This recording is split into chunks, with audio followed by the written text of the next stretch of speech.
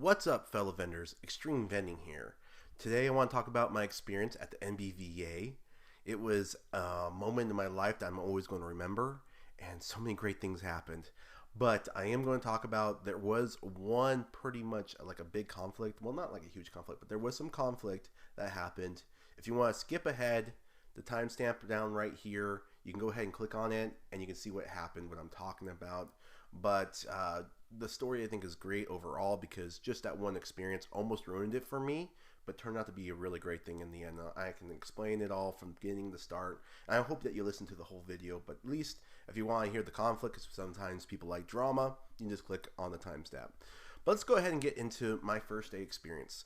My wife and I, we showed up actually a day early before everyone else, and we had a wonderful time in Vegas, going on a date, going to the Stratosphere, enjoying our time together. But we were very anxious to get to meet everyone.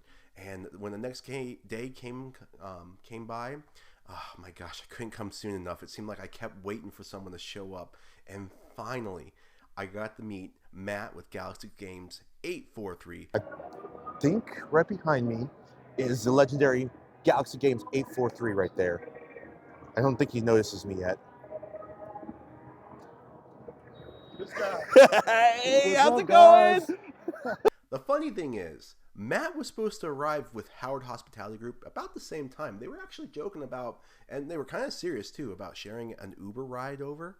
They were wanting to ride together and have a nice little chat from the Vegas airport to the hotel. But that didn't work out because Howard Hospitality Group, they got their flight delayed, and so Matt ended up leaving. He waited around for a little bit, but decided in the end, hey, let's just get to the hotel.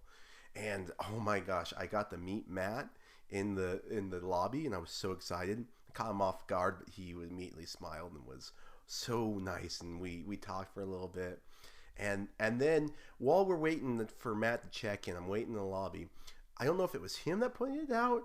It probably was him because I was so focused on talking to Matt and getting to know him. I think it was Matt. He pointed out, hey, that looks like Quick Play over there. And immediately I'm starstruck, and I'm like, I'm sorry, I gotta go get this. I gotta get this reaction.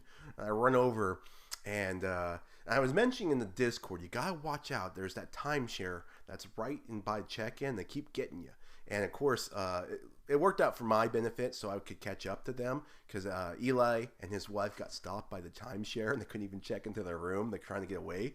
And I kind of got ahead and cut ahead, and I'll show some clips. Like I probably already showed my meet and greet with Galaxy Games, but now I'm meeting Eli, and it was so great. And Cody actually surprised me in my back. I didn't know Cody was going to sneak up on me, and I got to meet Destiny, which is Eli's wife. Super sweet girl, very beautiful. Right behind me is Quick Play, Eli. Oh, shit, what's up, my man? Hey, how's it going? This is your wife? Yeah, it's my wife. Oh, it's nice to meet you. Am I right, allowed to man. put her on the camera? Yeah. Oh, okay. Are you live? Oh, no, this Oh, isn't cool, live. cool. This isn't live. Oh, Oh my gosh! Hey! You just beat Galaxy Games barely. He's over there in line too, checking in. Oh my gosh! Wow, this is so amazing. And you know what's funny about Quick Play is they are actually really closer to my age than I ever thought. But they look so young. All three of them do. But they're all about my age and my wife's age, so that's pretty cool. So that was my first impression with them, with Quick Play, and that was real exciting because I was starstruck. But then I also got to meet Howard Hospitality Group, and that out of everyone to look forward to meeting, I've been wanting to meet with Jonathan a lot because I talked to him on the phone a lot. Jonathan and I have become really good friends, and he's reached out to me many times, and we talked business and just talked to be friends. And he had this idea that my wife and his wife would get along really well. And I was really nervous about this. I wasn't even going to bring my wife at first because I didn't think she would have any fun. But you know what? Jonathan was absolutely right. My wife had so much fun getting to know Natalie.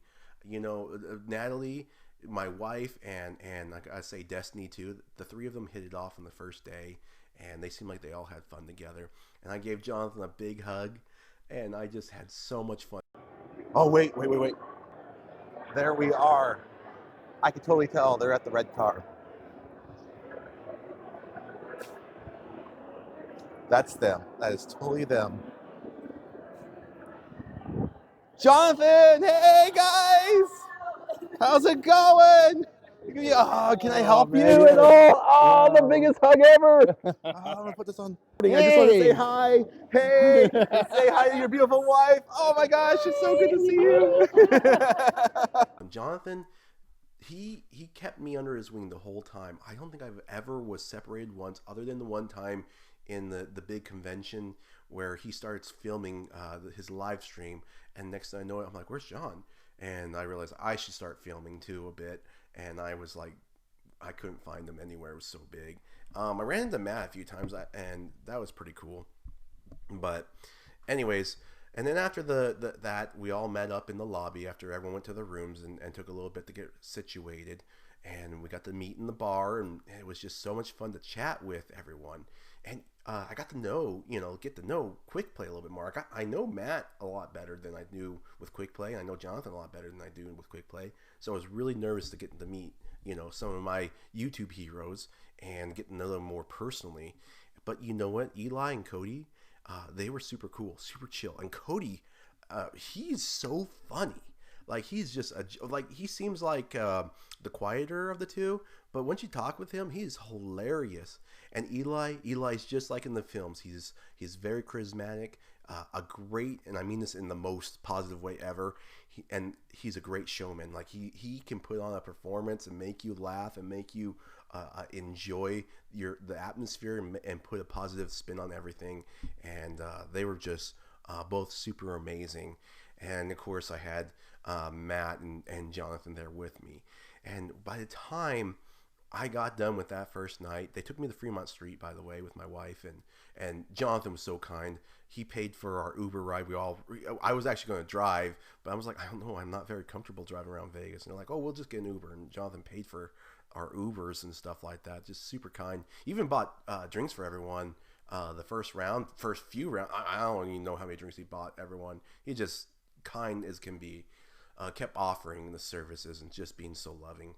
But anyways, we went to Fremont Street, and it was super amazing. I've never even seen Fremont Street before, but the ceiling being just a big LCD screen all the way through for like several blocks long, that was incredible. And we just had so much fun bonding with everyone. Made me feel a lot more comfortable. And so the next day, that night we went to bed, and my wife and I were just talking about how great of an experience it was. And it was so amazing. Oh, one thing I wanted to point out, and I was like, just talking to Eli, I was asking this question to Eli. I'm like, hey, do you know if Claw Kickers is going to be here at the convention tomorrow by any chance? Because I would really want to thank him. And because if you guys don't know, there are two huge YouTubers that really got me started in the vending. One was Quick Play, and the other was Claw Kickers. And I owe a lot. And I was able to hug and thank both Cody and Eli in person. But it was very important to me to be able to hug and thank Aaron as well. And Eli's like, man, I haven't heard from him yet. So I highly doubt that he's going to be at the convention tomorrow. And so I expected. I'm like, okay, yeah, it was kind of a long shot. Because I told him, like, I saw a video he just recently uploaded a few nights before that he was in Phoenix, Arizona, going to Castles and Coasters, which is an arcade theme park, a small theme park. And so I was just kind of hoping, but if they didn't hear anything, maybe he's not going to show up. That's what I thought. So we go to bed, and my wife and I we're just having so much fun. It's just a lot better than what I could ever expected. And my wife was just having so much fun. So it was very special and very important to me. So the next day, we go to the seminar, and Jonathan starts off with the first main presentation. There was a couple of little opening things, and it's kind of weird because it's so early in the morning, and it's like they skipped ahead of Jonathan right away. There was nothing really good to talk about until Jonathan got on there. And they were actually saying, oh gosh, we're ahead of schedule. So they put Jonathan on the spot. And Jonathan put a lot of time and effort in his seminar, in his presentation. I know that because he'd be messaging me, emailing me. He was constantly making little tweaks on his presentation. And you can tell he put a lot of work, a lot of detail, and he had probably the best presentation of the whole entire day, the whole seminar. You could just watch his and be like, okay, I want to do vending, because he really, he had the 1 year experience story. and he talked about his journey, and it was just so awesome. And he gave out so many great tips and what he learned in that first year. There was also another great speaker named Jen Ven. She did an awesome job. She talked about how you organize your plush and how you can organize your claw machines to increase your sales and what you should do and not do. And of course, Dominic, he did a great job talking about what you should get into, whether it should be the rating of a claw machine versus like an honor box or a vending machine. He talks about the pros and cons, and he talked about your journey and the different opportunities you have, and he did a great job too. Basically, those were the three main takes I got out of the seminar. Everyone else was a little bit like, okay, yeah, I didn't really need to see that, didn't really care for that, in my opinion. But also, to be fair, I did leave the meeting a few times. Like one time my wife got up late and I wanted to go get her so I can show her how to get there. Another time is I went to go to the restroom, and then I was like, come with me to the bathroom, dear, and then we'll walk around and see where the convention is going to be. And that was really far away, so I didn't know it was going to be so far away, so it took a lot longer than I thought. But it was funny because when I came back in, there Jonathan was on the board. They were up in front, and he was answering questions, and people had a lot of questions. And it was like you got to talk with him. And there was the president of the company, I believe, and another person there. Oh, I should mention, when I first walked into this meeting, there was a guy named Rob, I believe. He was super kind, super wonderful. I sat down, and he recognized that I was a new member. And he introduced himself, and he's like, you know what? I will, you find me, and I will take you and show you around. I'll take you to the convention. I'll show you where to go. I'll take care of you. I'll bring you in. And I respectfully said, thank you so much for the offer, but I'm actually here with Jonathan. Jonathan is here, and I'm going to be hanging out with him. I thanked him, but I didn't need his services, but he was super cool, dude. And he'll come back later in my story because I think it's very important that I tell you I had no idea what to expect from this group. And so far, it was pretty good vibes, right? Anyways, and then another thing that happened is, so like I said, that claw kickers, Aaron, I didn't think he was going to show up now. And I was talking, I may have been Lane Amusement, or maybe it was Insert Coin. I was talking to some people. I don't even remember who I was talking to because it went, like, I was so starstruck. I nearly tripped over the chair I was sitting on, running out, jumping out of the chair, running over to give Aaron a hug. When he showed up and he surprised me, I couldn't help myself. I couldn't contain it. I was like, claw kickers! I shouted, and I probably made myself look like a fool. And I gave him a hug, and I thanked him. He didn't even know who I was. He was like, what is this guy doing? I imagine. Not that I have time to think about it. But, man, it was so great. That was a big moment for me because not only did I get to meet Quick Play in person, the one of the big inspirational channels that got me started, but then I got to meet the other one, Claw Kickers, Aaron, and I got to thank him too. So it was a very big moment for me, which comes to the downside, the drama side that I was talking about. And I'm not going to go into too much detail. I'm not even going to name the name of this person. I have it partly recorded, what he said, and it's very negative, but I'm just going to briefly go over some things. He talked about how YouTubers, when he got the microphone, and this was at the end of the meeting, by the way. This is kind of really irks me because the president of the company gave this microphone to this man and talked about they had some closing remarks they wanted to address and clear up. That this was very important. Like, this is important. This is what the president of the company is saying here. After all these great seminars, all this great time we spent together, hands the mic over to this board member on the directory, and he goes on and lectures us for like 20 plus minutes. I'm not sure how long. It seemed like forever. It felt like a knife stab in the heart for us YouTubers.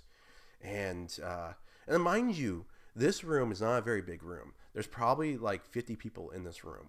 And but there was a lot more people than they ever expected because there were people standing up around the walls. And I just happened to come back. So I wasn't even sitting with Jonathan and Matt anymore. I was sitting towards the back because my seats were taken. Every seat was taken by the time I came back in. And when I'm standing up against the wall. And when this guy started giving this lecture, he stared down right at Jonathan and Matt and just glared at them the whole time while he gave this lecture. And I would have been over there too, being stared down too, which would have felt really personal too. I wasn't even being the one stared down, but it felt really personal because it happens to do with YouTubers. And this is the drama I was talking about. This is what I've been building up to, because this was really harsh for us YouTubers. And basically, he talked about, one, we fake all our collections. That making $400 a week is impossible. Even if you had, this is his words, even if you had a Disneyland location with a mini claw machine, it's not going to happen. You can't make $400 a week. And then he talked about how it puts a target in our head. And I do agree, like, it can be a little bit dangerous, but whether I'm recording or not, people know who I am. The owners know, the employees know. When they see me, they know I have a lot of money that I'm collecting. And the customers don't know who I am. They're not going to know who I am. I show up at random times of the day, at different days of the week, different days of the month. So they have no idea when I'm going to show up. They have to camp out 24/7 to find me. And what, for a few $100 per machine? Heck no, I don't think that's going to really happen. But it could happen, but it could happen just as much as a normal vendor who doesn't YouTube it. Another thing he talked about is that we inspire people because of our lives. We inspire people to get into vending. The people buy the machines, they place them, it doesn't make as much money as they want, and they get discouraged, and we just ruin that experience for them, and they sell their machines for half the price, and yada, yada, yada, and we put a bad rep for the vending. And I know that the success rate for the people that I've inspired in Arizona, it's 5 for 5 right now. I've personally helped out and helped them, but it's 5 for 5, and I know so many people in the Discord. They have so many success stories, and it's great to see it. I think we have a pretty good turnaround. I think we get like, when I say turnaround, I think we have a pretty good success rate, meaning we have like 7 to 10, 8 to 10 people that join the Discord are successful. Lots of great stories. People are just expanding their businesses left and right. And then there was a whole list of other things of just him attacking us and all this. And meanwhile, he's just staring down Jonathan and Matt. And I'm thinking to myself, what did I get myself into? I just spent over $1,000 to be part of here, to get lectured on what I'm doing wrong for the vending community. Jonathan has invited me and Matt to be lectured. And I know he's probably feeling like sick inside thinking about us, at the same time feeling the pressure of him getting lectured. And Matt spending over $2,000 of money that was raised between the community on the Discord and such to just get trashed. And I knew this was really harsh, and it just felt like knives. And I just wanted to curl up and like just be quiet and not say anything, because I'm not someone that does conflictions very well. I don't like arguing. I don't like being negative. I don't like negativeness. And so when he finally got done with his lecture, it went on to another person, and that person agreed with him. And I was like, oh my gosh, are you serious? We're getting lectured again. And I didn't want to be there anymore. And it felt like forever. Like, I didn't really speak that long, but it sure seemed like forever to me. And I believe it got passed off to another person who agreed and said that the YouTubers need to stop, and what we should do and what we shouldn't do. And it just had flashbacks. The reason why I stopped doing YouTube for a little bit is because I didn't like the negativity. But it wasn't for the Discord group really encouraging me to keep going, I think I would have stopped a long time ago, honestly. Because when I thought I was doing all this service, I wanted to spread the word about vending and how great it was. And then I got the negative group attacking me and calling me a liar all the time. It was pretty harsh for me, because not very many people had the opportunity to get these machines going and experience it for themselves. So all I ever heard was, I got the positive side of a few people, but so much negativity. So I just kind of, I drifted away for a little bit. That's why you didn't see me upload videos for 8 months. But then out of nowhere, another person gets the microphone, and you can see it in my camera. I'm like, my camera's getting lower and lower. I'm not even filming the people. I'm just kind of recording the conversation, just kind of like drooping down and down. And I'm like, oh gosh, it's going to happen again. Another complaint. And this man stood up and gave his speech, and he talked about how grateful he was for the YouTubers. And he shared the story about how Matt helped him out for free when no one else, and gave him tips over a year ago or 8 months ago, and how Claw Kickers inspired him, how Investment Joy was an inspiration to him, and he started up 3 laundromats, and that his life has changed so drastically. It's for the better, of course, and how much he loves the YouTubers. And it sounded like he was getting a little emotional. And I just, like, you can see me with the camera. I'm like, huh? And I turn towards him. You can't really see him because there's lots of people in my way. And I'm just thinking to myself, that's exactly why I'm doing this YouTube channel. Life changing for me. I worked 20 years in banking, and now I'm able to work with my son. And this business and YouTubers that are in this room is why I'm here today. Because not because of the cash, it's because of the opportunity and for just looking at what else there is out there. Is not the lie or anything. I had never staged anything, but this beautiful speech from this one person just changed my mood completely. And I'm wanting to reach for the microphone, and you can't see it, but I'm reaching. I'm holding on my phone with one hand and kind of raising my hand with the other, trying to get the attention of the microphone. And that's when Howard gets the microphone. It looked like the president wasn't even going to give Mike or give Howard, Jonathan Howard, even a chance to speak. And Jonathan then responded in like a 90-second speech, and I'll have it in this video. Same as like you were saying, the reason we got into this business was from watching YouTube and watching Clockkicker and David or David and Matt and stuff like that. And in our videos, I don't know how much you watched our channels, but same with Dominic, us, Matt, and David and Aaron. All of our channels aren't just collecting money.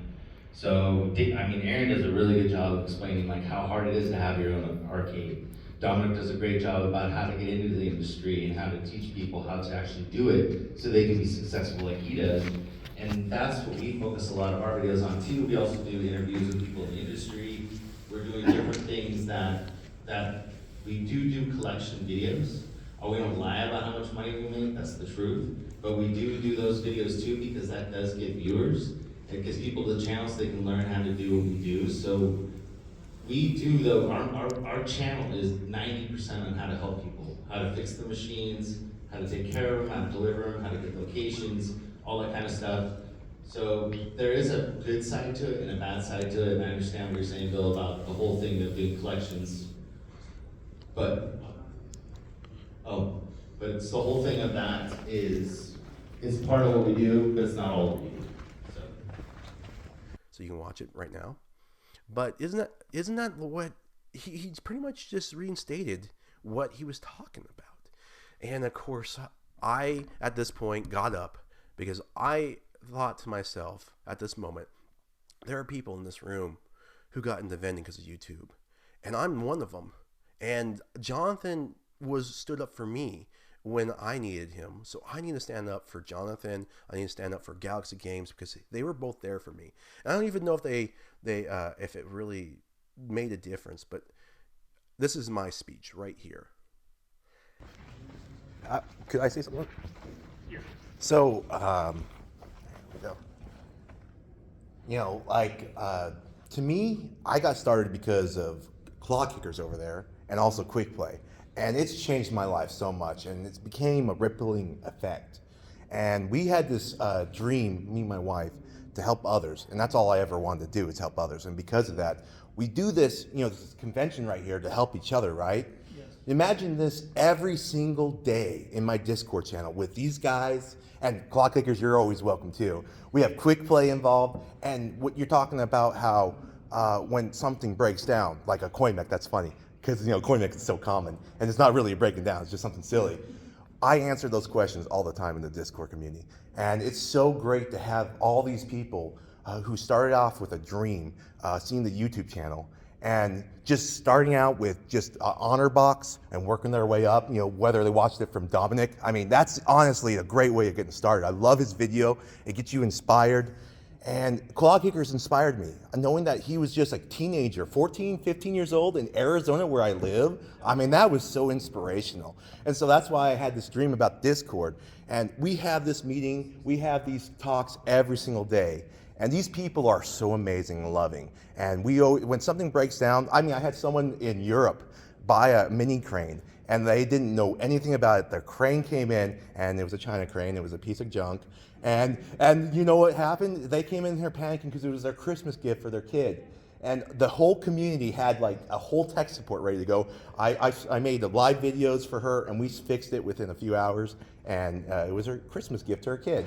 And so there's a lot of good things in YouTube. I know it's a changing way of looking at it. And I never fake anything. I mean, my mini crane, I have a location that does do $400 a week, and I got the NIAX stats to show it. Not trying to brag, I'm just saying I don't fake it.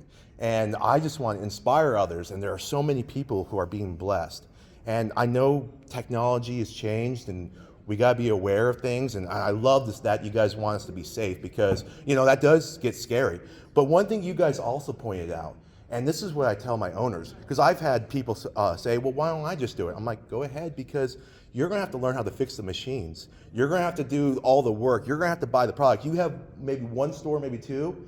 I have 60 stores. I get my plush in bulk. I can go to AA Global. You're going to have to do all that work yourself. And a lot of times the owners are just happy with the 50% cut after product cost, which is, like you guys were saying, 35%. Usually it's about the half of the pie. So that's what I want to say. I know there's a lot of mixed feelings about it, but everyone here is welcome to always join my Discord server with Galaxy Games and Howard and everyone else. I mean, I talked a lot, but I just want you guys to know there's a lot of good in that, in those videos. So. No, I appreciate it. And after my speech, I'm not very good with conflict or anything, and I didn't know what to say, honestly, at that moment. I didn't even know what I was going to say. It just, the words came out of me. I immediately left the room. Claw Kickers got the microphone and started talking, but I left the room because I just can't handle the conflict. I'm not one that likes conflict, and I had a huge headache. It was really hurting my head a lot, that drama.